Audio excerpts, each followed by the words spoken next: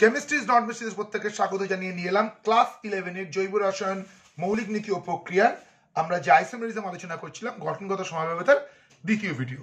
এর আগের ভিডিওতে আমরা গঠনগত সমাবেবতার তিনটি ভাগ আলোচনা করেছিলাম, অর্থাৎ শৃঙ্খল সমাবয়ব, অবস্থানগত সমাবয়ব এবং কার্যকারীমূলক সমাবয়ব। আজকে আমরা মেটামেরিজম থেকে আলোচনা শুরু করব। আজকে আমরা মূলত আলোচনা করব মেটামেরিজম, টটোমেরিজম এবং রিং চেন আইসোমেরিজম। তাহলে চলো আলোচনা শুরু করা যাক। তাহলে আমরা প্রথম যেটি আলোচনা করব তা হলো মেটামেরিজম।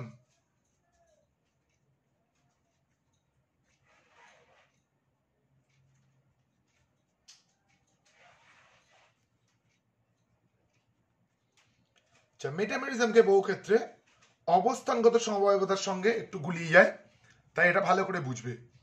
প্রথমেই যেটা বলার, মেটামেরিজম কিন্তু সব ধরনের গ্রুপের ক্ষেত্রে লক্ষ্য করা যাবে না।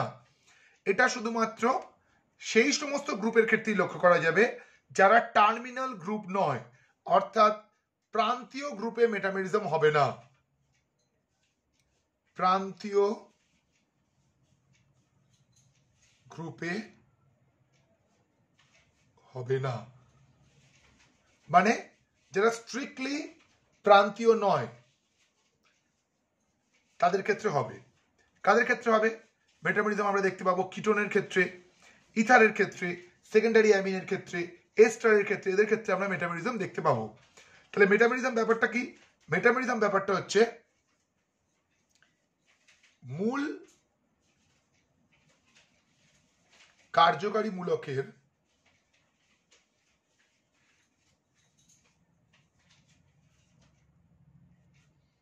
উভয় পার্শ্বে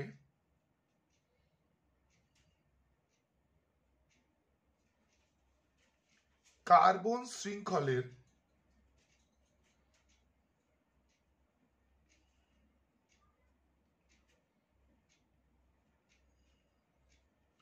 দৈর্ঘ্য ভিন্ন হবে।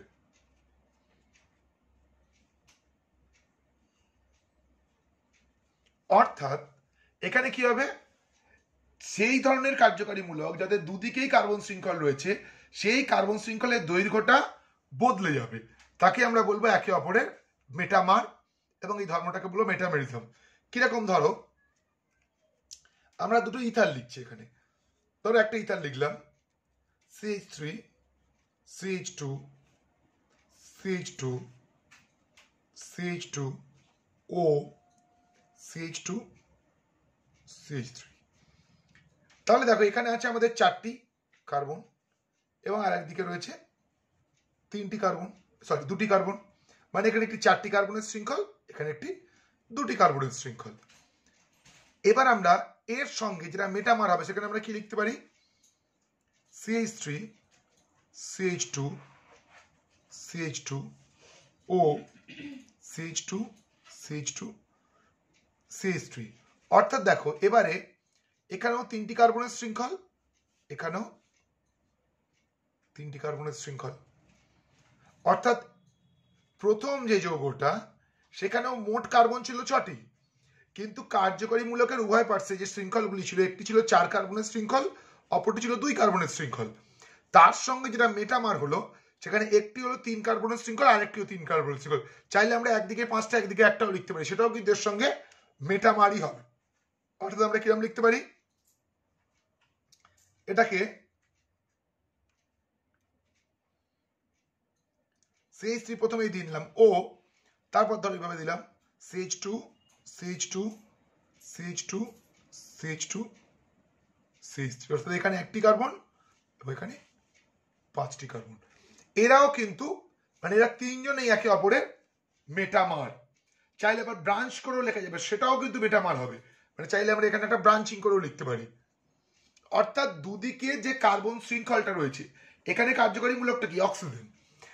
সেই যে অক্সিজেন তার দুদিকের, এই যে অক্সো গ্রুপের দুদিকের যে কার্যকারী মূলকে যে কার্বন শৃঙ্খল, তার দৈর্ঘ্যের যখনই পরিবর্তন হচ্ছে আমরা তাকেই বলতে পারি একে অপরের মেটামার। সেম জিনিস তাহলে এটা আমরা কিসের ক্ষেত্রে দেখলাম? এটা আমরা দেখলাম ইথারের ক্ষেত্রে। এই একই জিনিস আমরা দেখতে পারি কিটোনের ক্ষেত্রে। কিটোনের ক্ষেত্রে কিন্তু তাকে আবার অবস্থানগত সমবায়বতা বললেও ভুল নয়। কিটোনের ব্যাপারটা কিরকম? তাহলে আমরা কিটোনে দেখবো এবার। CH3 C double bond O CH2 CH2 CH3 এর সঙ্গে কি হতে পারে CH3 CH2 C double bond O CH2 CH3 তাহলে এখানে কি তিনটি কার্বন এবং একটি কার্বন, এখানে আবার দুটি কার্বন, এখানে একটি কার্বন। কিন্তু যেহেতু কিটোনের ক্ষেত্রে আমরা এই পুরো চেনটাকেই তো একসঙ্গে ধরে নাম্বারিং করি যখন নমিনক্লেচার করি, তাহলে আমরা এটাকে কি বলতে পারি যে পেন্টান 2 on এটা পেন্টান 3 on, অর্থাৎ in case of ketone it can be considered as both positional isomer and metamer. তাহলে এটাকে কিন্তু আমরা একই সঙ্গে দুটোই বলতে পারি, একে আমরা মেটামারও বলবো এবং অবস্থানগত সমবায়বও বলবো।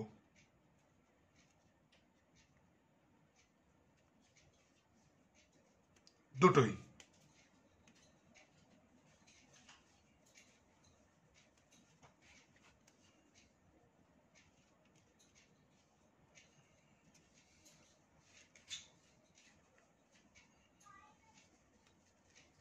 কিটোন একই জিনিস। এবার আমরা চাইলে সেকেন্ডারি অ্যামিনে করতে পারি। সেকেন্ডারি অ্যামিনে কিছুই না, এখানটা NH আসবে, একই রকম দেখতে হবে। আমি এস্টারের ক্ষেত্রে একটা এক্সাম্পল করে দেখিয়ে দিচ্ছি। এস্টারে কিরকম হতে পারে, এস্টার এরকম হতে পারে যে CH3 C double O CH2 CH3, পরের বার হলো এদিকে CH3 চলে এলো যে CH3 CH2 C double O CH3। তাহলে এখানে এদিকে 2 এদিকে 1, এবার এর এদিকে 2 এদিকে 1, এইভাবেও কিন্তু হতে পারে। এর যে নাম হবে তার মানে কি ইথাইল ইথানোয়েট, এর ক্ষেত্রে নাম হবে মিথাইল প্রোপানোয়েট, মানে দুটি কিন্তু ভিন্ন যৌগ। তাহলে আমরা কিটোনের ক্ষেত্রেও কিন্তু পেতে পারি মেটামেরিজম। সরি, এটা এস্টারের এক্সাম্পল দিলাম। কিটোন পেতে পারি, এস্টার পেতে পারি, ইথার পেতে পারি এবং অবশ্যই পেতে পারি সেকেন্ডারি অ্যামিন অর্থাৎ 2 ডিগ্রি অ্যামিনের ক্ষেত্রেও কিন্তু আমরা এটা পেতে পারি মেটামেরিজম। রিং চেন আইসোমেরিজমটা খুবই সহজ, সেটা লাস্টে আলোচনা করছি। আগে টটোমেরিজমটা একটু বলে নিই। টটোমেরিজমটা হচ্ছে আবার আগের সমস্ত আইসোমারের থেকে একটু আলাদা। টটোমেরিজম মানে এটা একটা ডায়নামিক আইসোমার, মানে একটাই যৌগ দুটি ভিন্ন অবস্থায় থাকতে পারে। আগের গুলো কিন্তু ভিন্ন ভিন্ন যৌগ ছিল। তার মানে যখন টটোমেরিজম করব, টোটোমারিজম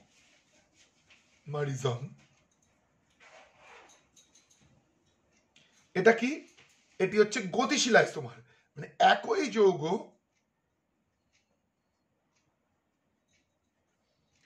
দুটি ভিন্ন রূপে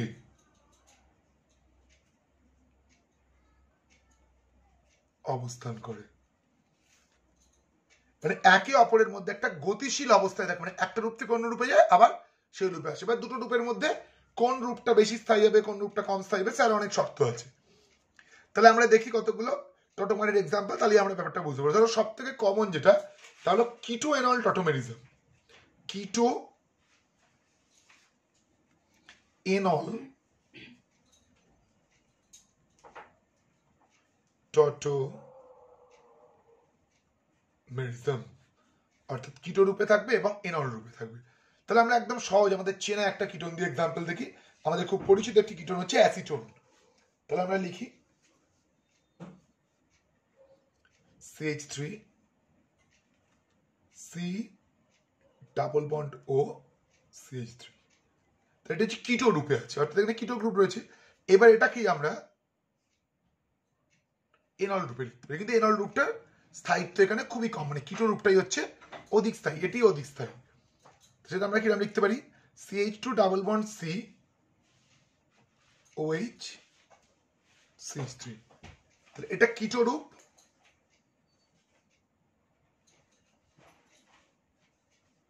এবং সেই একই যৌগের এটি হচ্ছে এনল রূপ। এটাকে আমরা বলছি কিটো এনল টটোমেরিজম। আচ্ছা, কিটো এনল টটোমেরিজম কখন এনল ফর্মটা স্টেবল হবে? যদি এনল ফর্মে হাইড্রোজেন বন্ডিং হয়। তাহলে এটা খুব ভালো এক্সাম্পল রয়েছে অ্যাসিডো অ্যাসিডের এস্টার বা ইথাইল অ্যাসিডো অ্যাসিড যেটা EAA, তার ক্ষেত্রে আমরা দেখতে পাবো যে এনল ফর্মটাতে হাইড্রোজেন বন্ডিং হচ্ছে। চলো আমরা একটু EAA এর এক্সাম্পলটা দেখি। ইথাইল অ্যাসিডো অ্যাসিডের যৌগের কিরকম দেখতে যৌগটা, CH3 C double bond O, CH2 C double bond O, O C2H5। এই যৌগটা কিন্তু কিটোর থেকে এনল রূপটা হচ্ছে অধিক স্টেবল। কারণ হচ্ছে এখানে এনল রূপে হাইড্রোজেন বন্ডিং হতে পারে। আগে আমরা দেখি এখানে এনল রূপ করবো কি করে। আচ্ছা, এনল কিটো এনল টোটোমেরিজমের শর্ত হচ্ছে কিটো গ্রুপের সাপেক্ষে আলফা কার্বনে হাইড্রোজেন থাকতে হবে। এখানে কিন্তু দেখো এই কিটো গ্রুপের সাপেক্ষে আলফা কার্বনে হাইড্রোজেন রয়েছে, বা এর সাপেক্ষে এটা আলফা কার্বন, অর্থাৎ এই হাইড্রোজেনটার আম্লিকতা অনেক বেশি, কারণ এর দুদিকে দুটো কিটো গ্রুপ রয়েছে এবং দুজনের সাপেক্ষে ইয়ে আলফা কার্বন। ফলে কিন্তু খুব সহজেই কিটো এনল টোটোমেরিজমে অংশ নেবে। কিভাবে অংশ নেবে? এই বন্ডটাকে ভেঙে এনল রূপে নিয়ে যাওয়া হবে। তাহলে এখানকার একটা হাইড্রোজেনকে আমরা বের করে এই বন্ডটাকে ব্রেক করে আমরা নিয়ে যাবো এনল রূপে। চলো আমরা লিখি এটাকে এনল রূপে। CH3 C OH double bond CH C double bond O O C2H5। নাও এখানে একটা হাইড্রোজেন বন্ড হতে পারে।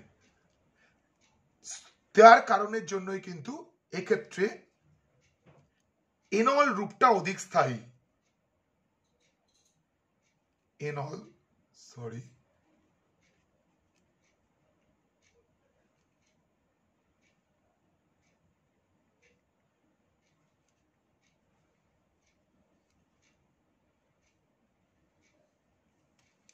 কিটো এনল টোটোমেরিজম। আরো ভিন্ন ভিন্ন হয়, যেমন ধরো নাইট্রো অ্যাসিনাইট্রো, একটা দেখিয়ে দিই। তবে ধরনটা একই, একটা বুঝে গেলে অন্য কোনো বুঝতে আর কোনো অসুবিধা নেই।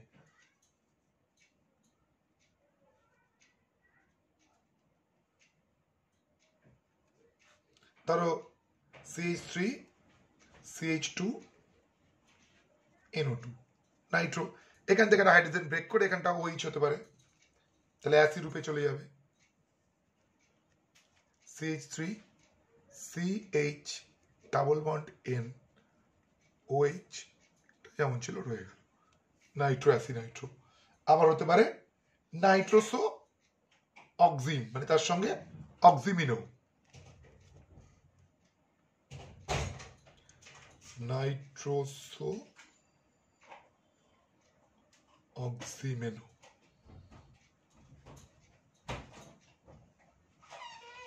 সেখানে ধর এরকম রয়েছে CH3 CH2 N double bond O, এখান থেকে একটা হাইড্রোজেন ব্রেক করে এটাকে OH করে দিল, তাহলে CH3 এখান থেকে ধর একটা হাইড্রোজেন ব্রেক করবে, একটা হাইড্রোজেনকে আলাদা করে লিখলাম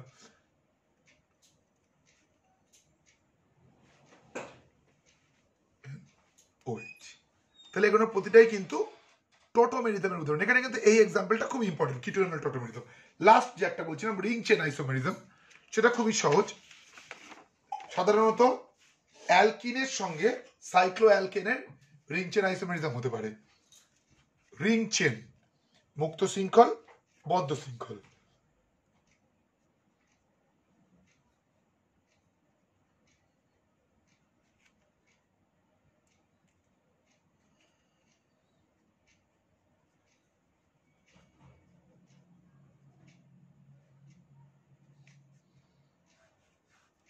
কিরকম? অন্তত তিনটে কার্বন, এখানে শর্তটা হচ্ছে অন্তত তিনটি কার্বন, কারণ অন্তত তিনটি কার্বন না হলে কখনোই রিং তৈরি হবে না, ত্রিভুজ। ধরো আছে CH3 CH2 CH double bond CH2 বিউট 1 in,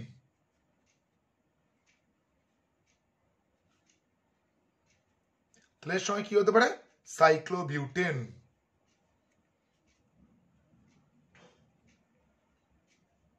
cyclobutane, তাহলে একটি চেন এবং অপরটি রিং। আর যদি এখানে ট্রিপল বন্ড থাকে তাহলে এখানে একটা ডাবল বন্ড থাকবে। মানে সেটা কিরকম? ধরো CH3 CH2 C triple bond CH, মানে বিউট 1 আইন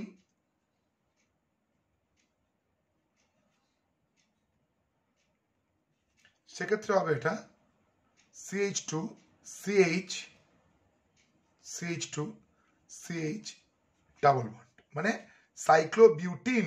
এবার আর বিউটেন নয়, এবার হচ্ছে সাইক্লোবিউটিন।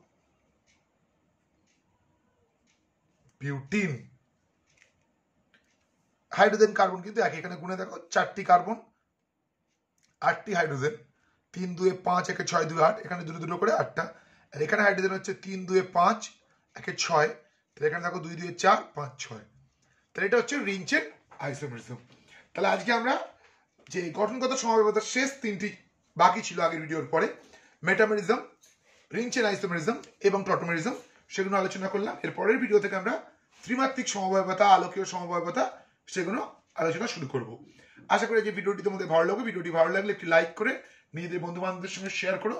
ভিডিওর কোনো অংশ বুঝতে অসুবিধা তো অবশ্যই ভিডিওতে কমেন্টের মাধ্যমে জানিও। আর এই ভিডিওর মাধ্যমে যারা প্রথমবার আমাদের চ্যানেলে এলে, আশা রাখবো আমাদের চ্যানেলটিকে সাবস্ক্রাইব করে আমাদেরকে উৎসাহিত করবে। যারা আমাদের সঙ্গে এতখানি সময় কাটলে তাদের প্রত্যেককে অসংখ্য ধন্যবাদ।